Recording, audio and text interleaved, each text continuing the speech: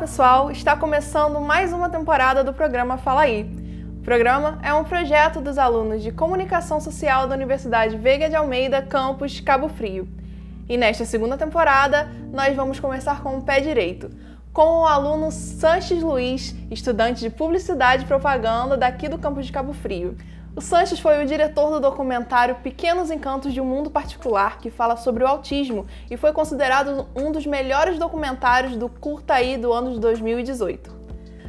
Sanches, muito obrigado por estar aqui hoje, por ter aceitado o nosso convite de participar do nosso programa, principalmente nessa semana tão especial, que, para quem não sabe, no último 2 de abril foi comemorado o Dia Mundial de Conscientização do Autismo.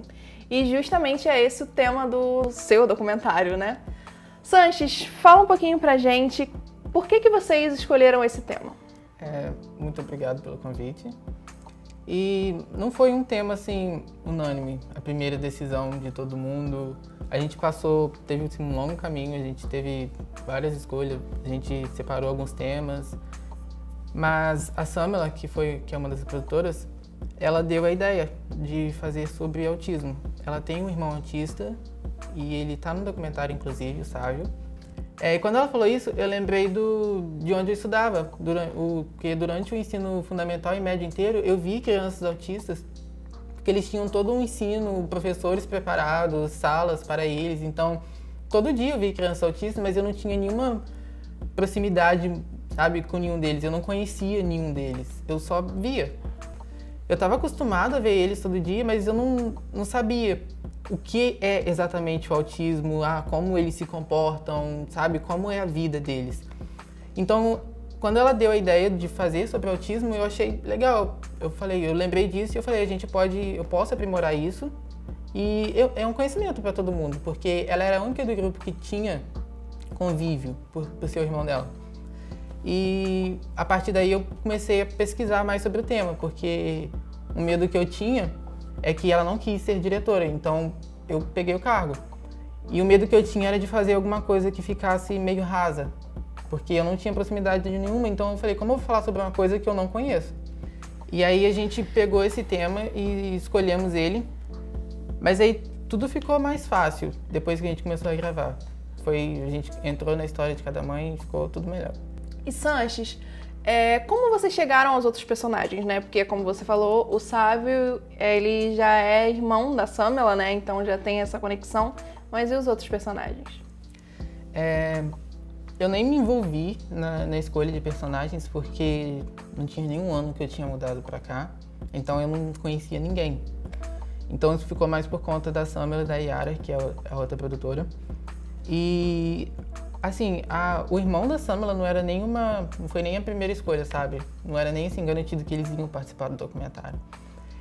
Então, por o irmão dela ser autista, ela conhecia algumas outras pessoas. Então, a Pamela, por exemplo, que é a psicopedagoga, ela conhecia, então a gente chamou a Pamela, ela tem um filho autista, ela aceitou participar, a gente foi até o trabalho dela, a gente gravou lá mesmo. E a Carol, que também tem filho autista, ela estuda aqui na faculdade durante o turno da noite. Então, a Samela quis trazer a mãe dela para o projeto, no final das contas. E aí, foi assim. E Sanches, qual a importância para vocês do grupo de tratar sobre esse assunto, né? Por que vocês acham que esse assunto é tão importante assim para a sociedade? Porque é um assunto muito complexo, né? É para fazer a sociedade saber que o autista está ali, ele faz parte da sociedade e ele tem que ser integrado na sociedade. Então, o que a gente queria não era nem passar a colocar... No começo a gente até queria colocar profissionais para falar, mas a gente não queria fazer uma coisa muito técnica também. A gente queria passar mais uma experiência de você saber como funciona a vida do autista, a vida da mãe que cuida do autista. Então, elas não falam isso diretamente, mas você sabe que ali, tipo, eles têm uma vida, elas têm plano para o futuro deles, mas eles só vão conseguir esses planos se a sociedade cooperar, porque eles não vão conseguir fazer isso sem a ajuda de ninguém. A gente tem que incluir eles nessa para que eles possam chegar a algum lugar. Se a gente apenas ficar excluindo, não tem como, porque eles têm direito a trabalho, eles têm direito a estudo, então fazer com que eles se sintam aceitos faz grande parte nisso. Durante o documentário, quem assistiu ou quem for assistir futuramente percebe que tem muitas imagens de água, tem praia, tem piscina. Por que isso? Foi uma escolha proposital? Sim, não foi apenas uma escolha para a estética do documentário, mas eu queria fazer uma metáfora sobre o conhecimento da maior parte da sociedade sobre o autismo, porque se você não tem conexão nenhuma, se você não sabe nada sobre o autismo e alguém chegar para você e falar sobre isso, a maior parte das pessoas vão ter não uma imagem ruim, mas é aquela coisa tipo, coitado, ou que difícil deve ser a vida das pessoas. Vão só sentir pena, né? Geralmente é uma imagem mais puxada pro lado ruim do que pro lado bom. E se você reparar o começo do documentário, a gente usa mais o mar, ele mais agitado por causa disso. A escolha da água foi mais porque as próprias crianças, elas gostam muito da água. Tem um que ele faz aula de surf, o outro fazia aula de natação, então eu peguei algo que eles já gostam. E aí a gente acabou escolhendo a praia. Por que não pegar isso e transformar isso no que eu já estava pensando? Então, no começo do documentário, mostra o mar mais agitado, que no caso seria o conhecimento da grande parte da população que não conhece o autismo. E o que eu queria passar era fazer um documentário mais leve sobre o assunto, que fizesse as pessoas entender como funciona o autismo, porém do ponto de vista das mães. E o que eu queria também era que quando a pessoa chegasse no final do documentário, ela já tivesse uma visão mais clara do que é tudo isso. E se você perceber no final do documentário, o mar já está de um jeito totalmente diferente, que está bem mais calmo, quase não tem ondas, que é essa clareza na cabeça do espectador. Muito bacana essa escolha de vocês, essa sutileza, essa poesia, né, que vocês colocaram e ficou muito bem no documentário de vocês. Obrigado. E quais foram as dificuldades que vocês enfrentaram nesse percurso da gravação, do roteiro? Qual foi a parte mais difícil para vocês? Eu acho que o som foi bastante difícil, pra falar a verdade, porque foi bem no improviso e tipo, era a primeira vez de quase todo mundo ali fazendo algo, então a gente não sabia como lidar muito bem com a situação. A gente tinha gravador, a gente gravou no celular, primeira entrevista até, e a sala fazia um eco muito grande e não estava ficando bom, e tipo, o que a gente vai arrumar? E a gente tentou tratar o som depois, mas ainda dá para sentir a diferença ali. Então acho que o som foi bem difícil de conseguir. E depois dessa experiência com o documentário, você pretende continuar nessa área de audiovisual, fazer novos trabalhos? Bom, eu sempre fui muito ficcionado por cinema, então, tipo, consegui fazer esse documentário, eu tava muito ansioso para fazer essa matéria. Então, tipo, qualquer outra que tiver para fazer um projeto audiovisual, tipo, eu com certeza farei. E eu queria fazer cinema também, então talvez eu até faça depois, então com certeza. E Sanches, qual dica você daria para os alunos que vão participar do próximo Curtaí ou que vão fazer documentários daqui para frente? Acho que você tem que conhecer o seu tema.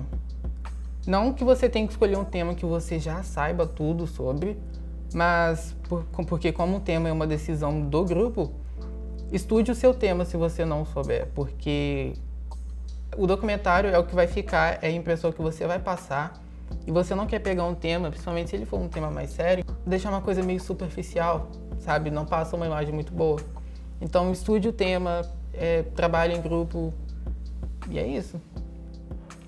Sanches, muito obrigado mais uma vez por ter aceitado o nosso convite, de estar aqui com a gente hoje e celebrando essa semana tão especial para os autistas, para os familiares, né, dos autistas. E é isso. Da próxima vez, você está convidado com certeza se fizer mais novos documentários. Obrigado. E é isso, pessoal. O Fala Aí dessa semana já está chegando ao fim, mas se você quiser rever este e outros programas da primeira temporada, é só acessar o canal da Agência Experimental de Comunicação da UVA Cabo Frio. Fique agora com o documentário Pequenos Encantos de um Mundo Particular. Tchau e até a próxima!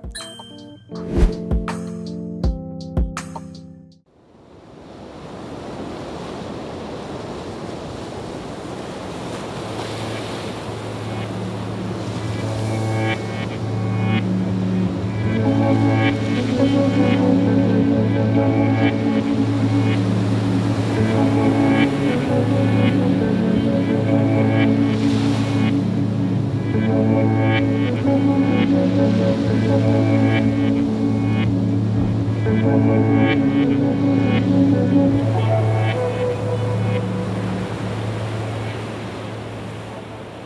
nome é Carolina, eu tenho 25 anos, sou a mãe do Miguel, que tem 4 anos.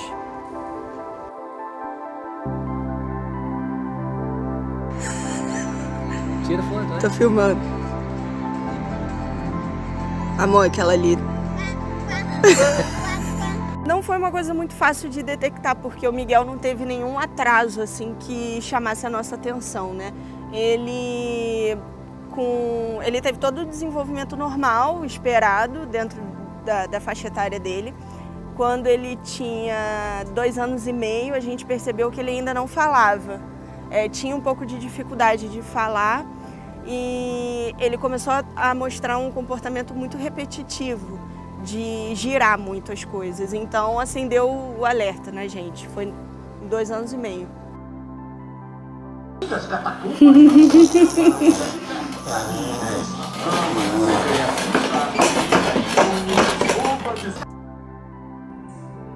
É muito comum as mães, quando descobrem, né, quando ouvem o diagnóstico, terem aquele susto, né? Tem, os psicólogos falam muito da fase do luto e tudo mais. Mas no meu caso, como a desconfiança desde o início partiu de mim, e quando eu fui para profissionais, eu já fui, de certa forma, sabendo o que eu ia ouvir, eu não tive aquele susto da reação, porque eu não ouvi o diagnóstico de outro profissional. Na verdade, eu estava buscando uma confirmação de algo que eu já tinha total consciência.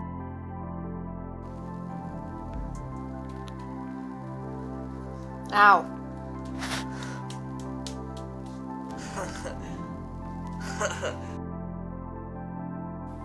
Eu tive uma gravidez tranquila, sabe, nasceu normal, saudável, mas com 1 ano e meio, mais ou menos, eu comecei a perceber que ele tinha dificuldade de interagir com outras crianças, ficava brincando com um brinquedo, empilhando coisas, e eu comecei a buscar ajuda profissional. O autismo, pelo menos no caso do Miguel, não é um negócio que está sempre do mesmo jeito. Por exemplo, ele tem sensibilidade auditiva, ele tem muito medo de sirene.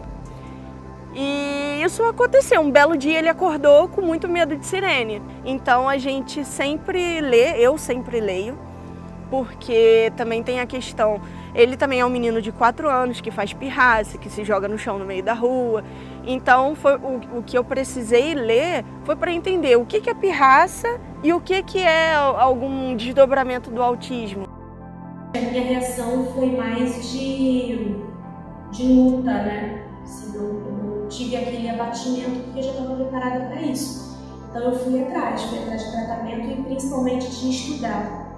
Porque eu sentia, emocionalmente, eu sentia uma necessidade muito grande de entender cada detalhe que os profissionais falavam comigo. Na época eu estava concluindo pedagogia ainda. Eu só tinha experiência prática de vivência como mediadora. Mas quando a psicomotricista falava, quando a fono falava, e elas usavam termos que eu não conhecia, isso sim me gerava um desespero.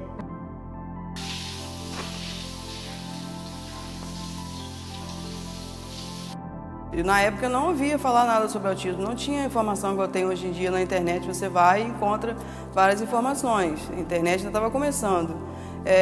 Mas eu vi uma reportagem de um menino autista, né, dos Estados Unidos, e foi a primeira suspeita que eu tive do autismo no Sávio foi com esse menino, que todas as características batiam com o Sávio, de isolamento, dificuldade de interação social, e foi por aí. Despite being born with autism, Jason's father says his son has never had a problem expressing himself at basketball games. Jason ended up shooting 6 3-pointers. One right after the other. He had 20 points total, and each time a shot went in, his teammates and the crowd went a little crazier. His last basket, right at the buzzer, created total mayhem. Because he is autistic, Jason says he's used to feeling different, but never this different. Never this wonderful. Até foi bom, a reportagem para mim foi bom, porque era uma reportagem muito otimista, né? Por isso que eu não me assustei tanto com o diagnóstico do Sávio, porque a reportagem era muito bonita, falando, né, do menino de uma forma muito bonita, e eu, né, me peguei aquilo para poder ir em frente e tratar ele e acreditar que era possível. Então, o curioso é que na minha família, todo mundo é professor. Minha mãe é professora, as tias do meu marido são professoras, então elas sinalizaram a questão do Miguel antes da gente, assim, entender. Porque, assim, como eu te falei, foi difícil a gente detectar, mas o Miguel tinha alguns comportamentos que, como elas já lidavam com crianças parecidas, então elas já entendiam. Então elas sinalizaram muito antes da gente. Assim, na minha família, na época que a gente descobriu o diagnóstico do Miguel, foi a mesma época que eu me separei. Então foi muito necessário, assim, demais a ajuda da minha família, no sentido mesmo dos meus pais e do meu irmão. E foi muito bacana porque a gente se uniu muito nesse período, de uma forma que a gente nunca tinha se unido tanto antes, né? E os avós do Miguel, os meus pais, entraram com um suporte assim fantástico. A minha mãe, ela é dona de casa, ela não tinha nenhum conhecimento assim acerca de autismo. Foi uma coisa totalmente nova para ela, mas ela se abriu completamente, começou a assistir documentário, série, ver reportagem, ler artigo na internet, porque ela queria entender, porque ela queria fazer, porque ela queria dar continuidade às intervenções quando eu não estivesse em casa. Então, assim, foi muito bacana o que aconteceu na minha família. Eu acho que foi isso também que me ajudou a não, entristecer. Porque todo mundo pensou, que nem eu, pô, bora, dá tempo de correr atrás, de melhorar isso aí. Então todo mundo na minha família me apoiou muito, assim, 100% até hoje.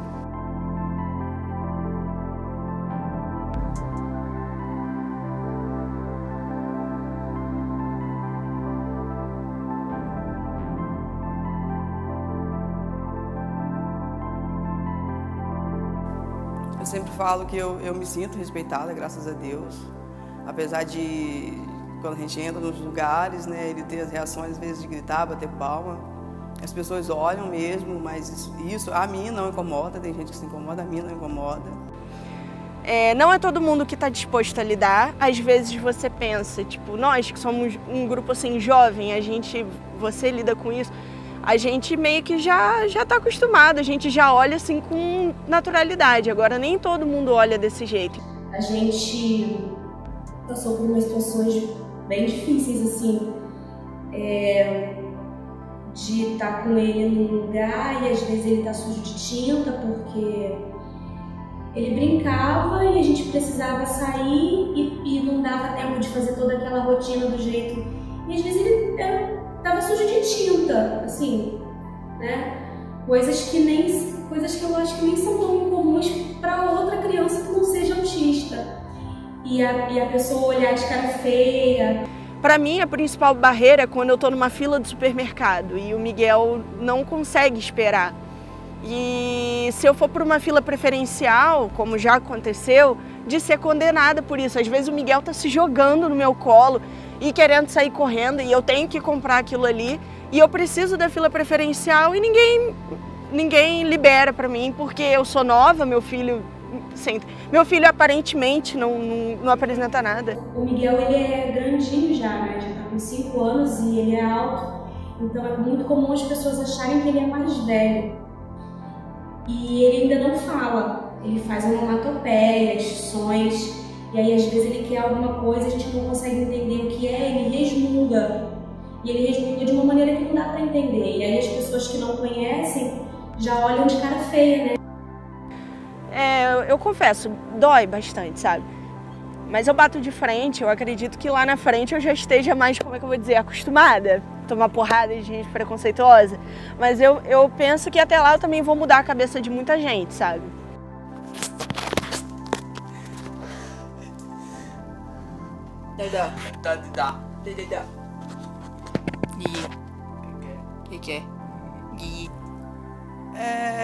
Bonito meu filho né?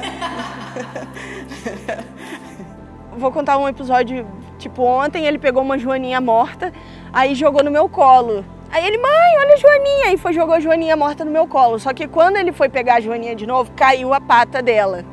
Aí ele ficou, mãe, quebrou, desculpa, Joaninha, desculpa. Aí ficou fazendo assim, ó, desculpa, Joaninha. Então, tipo, isso é muito engraçado, essa coisa do ser espontâneo, sabe? Eu fiquei muito encantada e muito apaixonada a primeira vez que eu vi acontecer, assim, ele de costas pro mar, dentro d'água, né, mas de costas, e com o olho fechado, segurando a prancha. E aí, quando vinham aquelas ondas bem baixinhas, ele deixava a onda só levantar ele e ficava de olho fechado, sem ver. Quando vinha aquela onda grande, só pelo som, ele apoiado na prancha, ele fazia assim. Ele dava aquele sorriso que ele já sabia que era uma onda grande que estava vindo e já se preparava para ir pelo som. Ele é luz o tempo inteiro, ele nunca tá triste, até quando ele tá triste, daqui a pouco passou 5 minutos, tá feliz de novo. Então é isso, é luz o tempo inteiro, ele tá sempre animado, sempre feliz. Por isso que eu tô sempre feliz também. O Miguel, ele é muito atlético, ele é muito esportivo, ele é muito ativo, ele é muito corajoso, ele é muito carinhoso, ele é muito inteligente. Eu não vou dizer que eu não tenho medo de quando o Miguel já tiver que andar por conta própria ou, tipo, sair da minha asa, porque por enquanto eu sou a voz dele, eu brigo, eu falo, então eu espero muito que ele prospere, como eu sempre vejo várias histórias de pessoas que venceram na vida, que tem uma história linda, assim, que passaram por cima das limitações deles para poder serem alguém. A gente vivendo e lutando por eles para que eles sejam felizes, tenham qualidade de vida, é o que a gente busca para os nossos filhos. Todas as mães de autista querem, que toda mãe na verdade quer para o filho, que ele seja feliz e que ele tenha, principalmente que eles tenham qualidade de vida e vivam em sociedade, tendo respeito.